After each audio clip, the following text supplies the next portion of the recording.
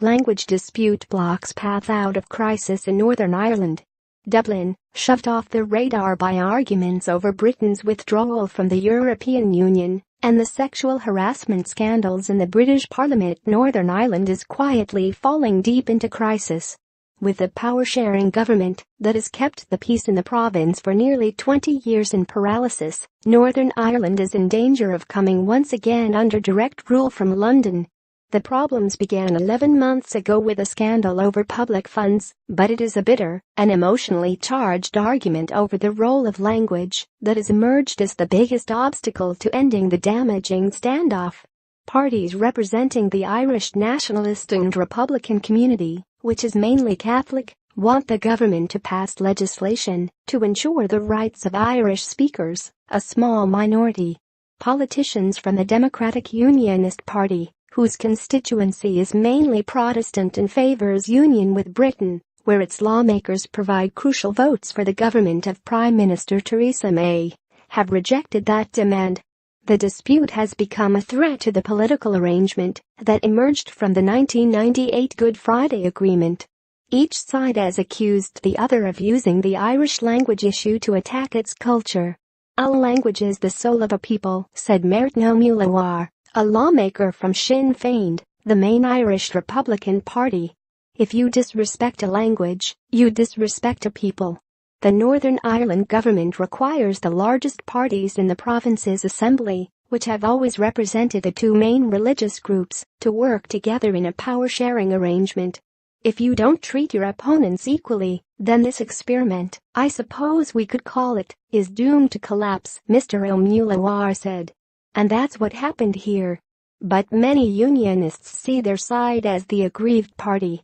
Sammy Morrison, the spokesman for Traditional Unionist Voice, a conservative party that holds one of the 90 seats in the assembly, called the language proposal part of the Republican culture war.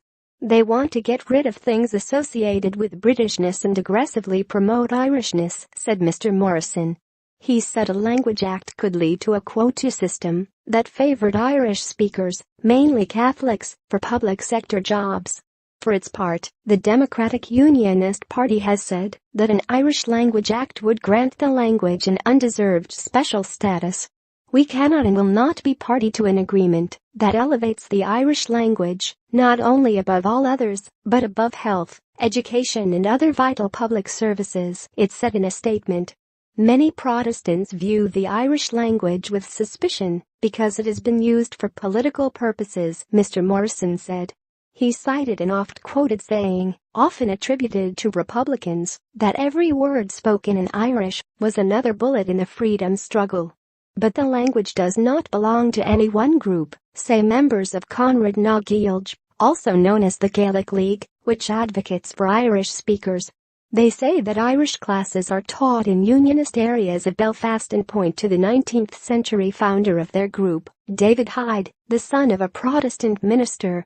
Irish is one of the official languages of the Republic of Ireland, where students are required to study it in school for 13 years.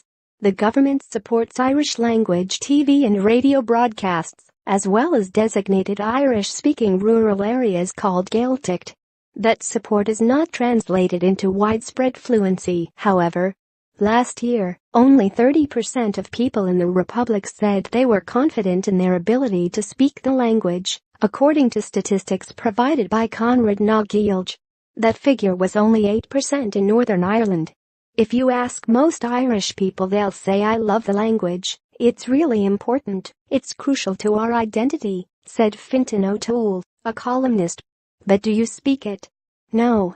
In 2011, Irish slipped in the rankings from second to third most commonly spoken language in the Republic, after English and Polish, reflecting a large and relatively new immigrant population. But the way students learn the language has changed in recent years. Schools that teach all subjects in Irish, as opposed to treating it as one mandatory subject among many, have become more popular, and Irish language social networks are emerging in the country's cities. That has made Conrad na Gaelge optimistic about the language's future among young people who study it on apps like Duolingo and use it on social media. The language has had a tortured history.